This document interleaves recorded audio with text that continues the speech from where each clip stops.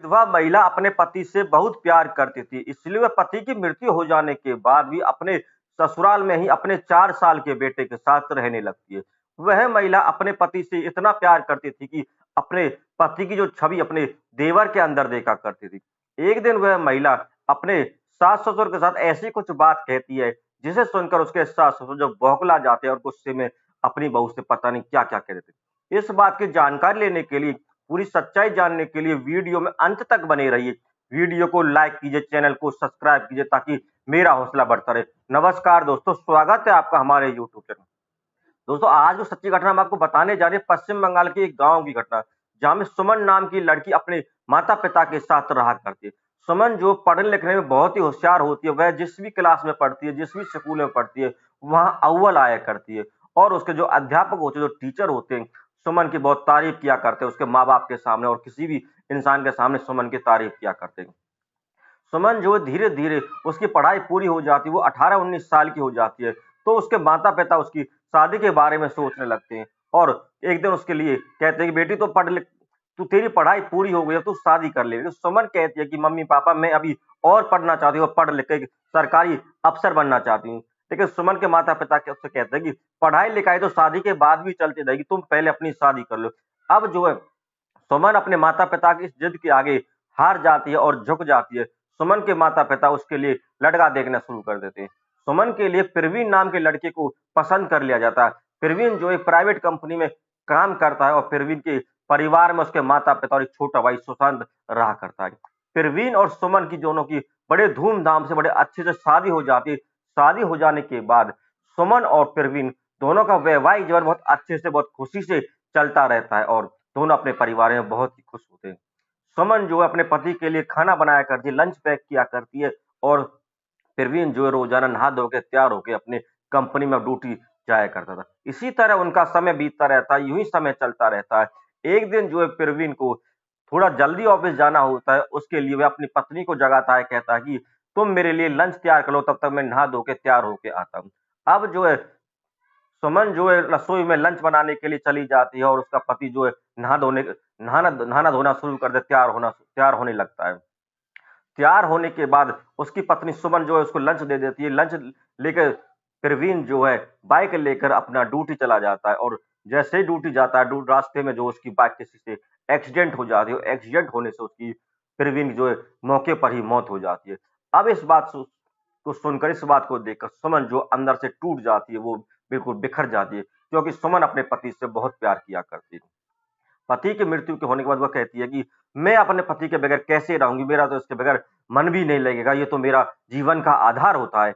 अब जो सुमन जो अपने पति से बहुत प्यार किया करती थी, अब वह ससुराल में ही रहने लगती है। उसके जो माता-पिता होते हैं, वह सुमन से कहते हैं कि बेटी तू हमारे साथ हमारे घर चला, तेरा यहाँ क्या है? लेकिन सुमन कहती है कि इस घर में मेरे पति की यादें जुड़ी हुई है, मैं इसी घर में रहूँगी और यही मेरा मन लगेगा। अब जो सुमन के माता-पिता सुमन को छोड़ जाते हैं, कोई बात नहीं, बेटी की मर्ज़ी है, जब तक इसका मन करे इसको यहाँ रहने दो, फिर इसको हम ले जाएँगे। अब सुमन जो अपने ससुराल में ही अपने 4 साल के बेटे के साथ रहने लगती है और वह वहीं अपने पति की यादों से जुड़ी रहती है। अब जो सुमन अपने देवर में अपने पति की छवि देखा करती है, क्योंकि दोनों भाइयों की शक्ल थोड़ी मिलती-जुलती होती है। अब सुमन जो अपने बड़े प्यार से अपने देवर को देखा करती है और उसके चेहरे को देखकर जो है कई बार रोने भी लगती है, फूट-फूट कर रोती भी रहती है। इसी तरह यूँ ही समय बीतता रहता है। एक दिन जो है सुमन आँगन में बैठी हुई थी और उसका जो देवर होता है चारपाई पर लेटा हुआ था। तो बैठी-बैठी काफ़ी देर तक सुमन अपने देवर को देखती रहती है और उसे निहारती रहती है और कई बार जो है बीच-बीच में उसे देखकर रोने भी लगती है। अब ऐसे ही उस सुमन की ज़िंदगी यूँ ही गुज़रती रहती है। एक दिन सुमन के माता-पिता का फ़ोन आता है और उसके माता-पिता कहते हैं, "बेटी तू अब आ जा, हम तेरी दूसरी शादी करा देंगे।" तो सुमन अपने माता-पिता से कहती है कि मम्मी-पापा मैं किसी और व्यक्ति से शादी करने के बारे में सोच भी नहीं सकती। मैं अगर शादी करूँगी तो अपने देवर से शादी करूँगी, क्योंकि उस मेरे देवर में मुझे अपने पति की छवि नज़र आती है और मैं उसी के सहारे अपना जीवन काट दूँगी। लेकिन सुमन के माता-पिता सुमन से कुछ नहीं कहते, जहाँ बेटी की मर्ज़ी, जहाँ तेरा मन करे वहाँ कर। अब जो है इस बात को माता-पिता से तो कह देती है, लेकिन अपने सास-ससुर से नहीं कहती। एक दिन जो है सुमन हिम्मत करके इस बात को अपने सास-ससुर से कहती है, "माँ बाबूजी, अगर आपकी मर्ज़ी हो तो मैं अपने छोटे देवर सुशांत से शादी करना चाहती हूँ, क्योंकि इसमें मुझे अपने पति की छवि नज़र आती है और मैं अपने पति से बहुत प्यार करती थी और मुझे सुशांत में अपने पति की छवि नजर आती है, मैं इसके सहारे अपना जीवन काट दूंगी। इस बात को सुनकर उसके जो सास ससुर हो जो बौखला जाते हैं और गुस्से में कहते हैं कि गुस्से में जो है सुमन पर बरस पड़ते और कहते उल्टा उल्टा कुलच्छनी, तुम हमारे बड़े बेटे को तो खा गई, क्या छोटे बेटे को भी खाओगी। इस बात को सुनकर जो है सुमन जो अंदर से टूट जाती है और फूट फूट कर रोने लगती है और वह तुरंत अपने माता पिता के पास फोन करती है और कहती है कि मेरे मेरे जो सास ससुर मेरे से इस तरह बात कर रहे थे। अब जो उसके माता पिता होते हैं सुमन को लेने के लिए आ जा सुमन सुमन अपने 4 साल के बेटे को लेकर अपने माता पिता के घर चली जाती है। अब सुमन कुछ दिन वहां रहने के बाद उस सुमन जो अकेली पड़ी रहती है तो उसके मन में ख्याल आता है क्यों ना पढ़ाई शुरू की जाए। अब सुमन जो है पढ़ाई लिखाई शुरू कर देती है, वह सरकारी नौकरी की तैयारी करना शुरू कर देती है और कुछ ही दिनों में इतनी जोर तोड़ से तैयारी करते हैं, कुछ ही दिनों में जो है आईएएस अफसर का टेस्ट क्लियर कर देती है और आईएएस अफसर बन जाती है। अब सुमन जो आईएएस अफसर बन जाती है तो आईएएस अफसर बनने के बाद वह सभी गरीबों का जरूरतमंदों का जो भी उसके ऑफिस में आता है सही उनकी फरियाद सुनती है और जो भी उनकी सही बात होती है उस काम को करने लगती है। एक दिन सुमन के ससुराल के पड़ोस से ही कुछ लोग सुमन के ऑफिस में कुछ काम के लिए जाते हैं। अब वह अपना काम बताते हैं तो सुमन को उनका काम सही लगता है, जायज लगता है, तो जिनका भी जायज काम होता है सुमन उनकी मदद कर दिया करती है। सुमन जो है अपने पड़ोसियों का काम कर देती है, वह पड़ोसी भी सुमन को पहचान लेते हैं और सुमन से कहते हैं बेटी तुमने बहुत अच्छा किया जो तुम पढ़ लिख कर इतनी अफसर बन गई और उनका काम कर देती। अब वो पड़ोसी होते हैं, पड़ोसी जब सुमन के सास-ससुर के पास आते हो के और उससे कहते हैं कि तुम्हारी बहू तो बहुत नेक दिल और बहुत ही अच्छी लड़की है, वह तो सभी की मदद किया करती है, सभी का काम किया करती थी और वह तो एक आईएएस अफसर बन गई है। अब इस बात को सुनकर सुमन के जो सास-ससुर होते हैं, वो जो है सुमन के माता-पिता के घर जाते हैं और कहते हैं कि वहाँ जाते हैं और कहते हैं कि हमसे बहुत बड़ी गलती हो गई, हमसे बहुत बड़ी भूल हो गई, हमें सुमन और सुशांत की शादी बहुत पहले कर देनी चाहिए। लेकिन जो सुमन के माता-पिता होते हैं, सुमन के सास-ससुर को देखकर जो वे भी गुस्से में लाल-ताते हो जाते हैं और उनसे कहते हैं कि जब हमारी बेटी ने तुमसे ये शादी करने के लिए कहा था, तब तुमने हमारी बेटी को पता नहीं क्या-क्या कहा था। अब तुम अपने बेटे की शादी के लिए मेरी बेटी के रिश्ता माँगने आए हो। जब मेरी बेटी एक अधिकारी बन गई है, अब तुम्हें लालच आ गई है।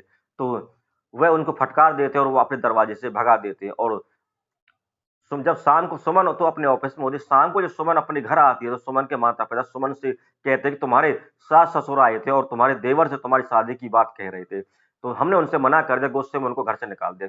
तो सुमन अपने माता-पिता से कहती है कि मम्मी-पापा मैं अपने पति प्रवीण से बहुत प्यार करती थी क्योंकि मुझे अपने पति प्रवीण की छवि उनके छोटे भाई देवर में दिखाई देती, इसलिए मैं अपने देवर से शादी करना चाहती थी, नहीं तो मुझे शादी करने की कोई ज़रूरत नहीं थी। अब मैं शादी करूँगी तो अपने देवर से ही करूँगी, नहीं तो मैं किसी और से शादी नहीं करूँगी।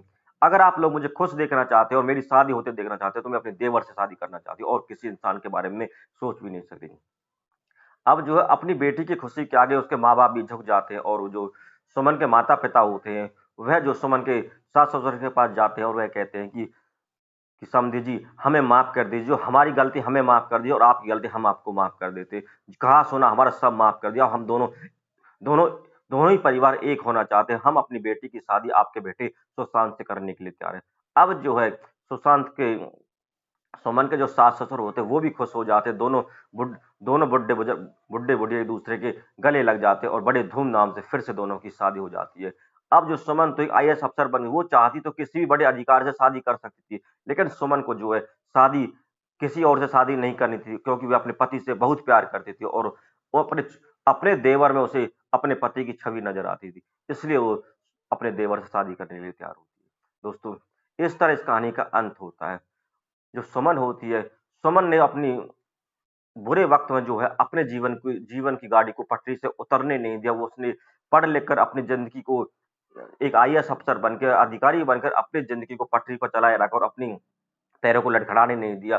कुछ लोग जो ऐसे होते हैं जो कई बार इतने बड़े दुःख तकलीफ में आने के बाद अपने जीवन की गाड़ी को पटरी से उतार देते हैं। वो अपने जीवन से हार जाते हैं, लेकिन उनको ऐसा इस तरह हारने नहीं चाहिए। सुमन की तरह मेहनत करके अपने जीवन को आगे बढ़ाना चाहिए और सुमन ने जो है मेहनत करके अपनी आईएएस अफ़सर की पदवी हासिल की और बड़ी पोस्ट पर लगी और अपने जीवन रूपी गाड़ी को पटरी से उतरने नहीं दिया और अपने देवर से शादी करने के बाद वो है और देवर से शादी करके अपने हँसे-खुशे परिवार में अपने पति के यादों वाले घर में रहने लगी। दोस्तों कैसी लगी आपको ये जानकारी? कमेंट करके हमें ज़रूर बताइए।